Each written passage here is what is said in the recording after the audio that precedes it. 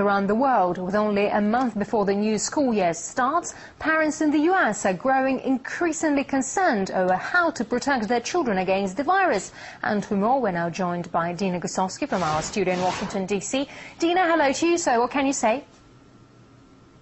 Just when we thought summer was around the corner, now school season is rapidly approaching in the United States, and people are concerned about more outbreaks of the H1N1 virus, also known as swine flu. Now, this virus targets children and young adults, so officials across the board are concerned about what's going to happen when students go back to school. They're in those close quarters, the classrooms, the dormitories. So the question is, what can we do as a precaution? Well, we get vaccinated for the regular flu, so why not the swine flu? But there's a group of people who question how necessary these vaccines are and if they are even safe. The National Vaccine Information Center is calling on Barack Obama and state governments to provide concrete evidence that it's absolutely essential for children to get vaccinated. Barbara Lowe-Fisher is the co-founder and president of the center, and she joins me today. Thank you so much for being here. Now, you seem to think that this whole swine flu issue is blown out of proportion, that people who get sick have the same symptoms as the flu, and they recover. Almost all of the people recover completely. If that's so, then who is it that's causing all this commotion? Is it the government? Is it pharmaceutical companies?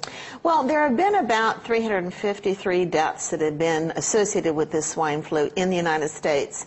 About 43,000 confirmed cases, about 5,000 hospitalizations. If you look at the regular influenza that goes around every year, the symptoms that are associated with this swine flu are no more serious than the regular flu. So we're questioning why there is a national public health emergency that's been declared, why they're planning to vaccinate children in the school setting. We've never done that since the polio vaccine campaigns. We're very concerned that there are not safety mechanisms in the schools for giving parents information before vaccination, recording the manufacturer's name and lot number in medical records, monitoring the children for adverse reactions. There's just not a mechanism in schools, and that's why we're very concerned about this school-based vaccine program. Well, it's interesting because officials, not just here in the U.S., but really all over the world, say that these vaccines are going to do more good than harm. They're saying that even if one child gets sick, it's going to save hundreds, if not thousands of lives. So how do you respond to that? Well, you know, there's no evidence that this swine flu virus has mutated. It is stable right now. Again, it's not causing any more serious symptoms than the regular flu. I don't think that the reaction of the U.S. government matches what the actual situation is.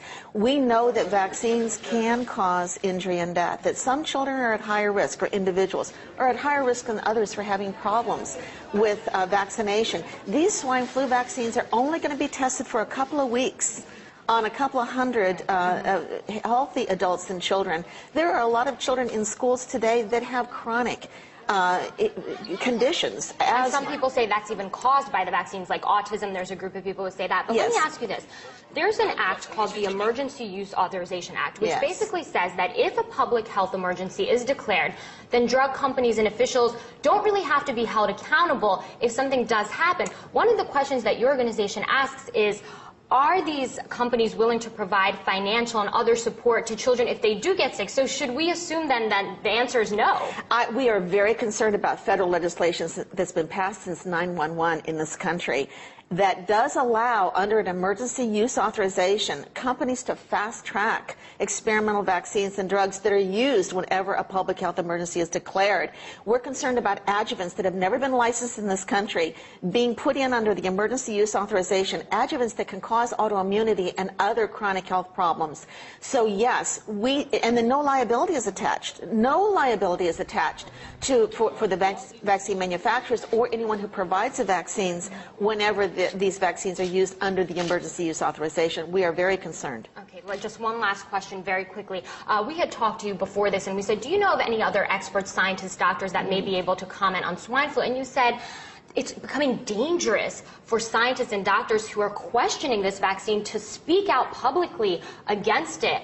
Why do you think this is? And wouldn't that do so much harm if the very people who create these things can't even express their true opinions? I have been a vaccine safety advocate for about 30 years, and I have watched, unfortunately, that when doctors or scientists step out and speak up publicly about vaccine risks, again, encouraging safer vaccine policies. They are ruined professionally. They are harassed. Who's ruining them?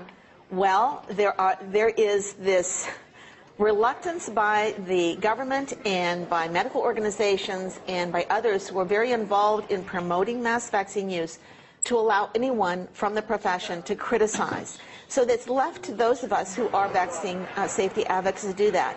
So there are only a few doctors around the world who are stepping out and talking about the potential risks of swine flu vaccine and whether or not this is a true public health emergency. Well, very interesting there. Thank you so much for your insight. This is an issue that's not going away anytime soon, and we will keep you posted of all the latest from here.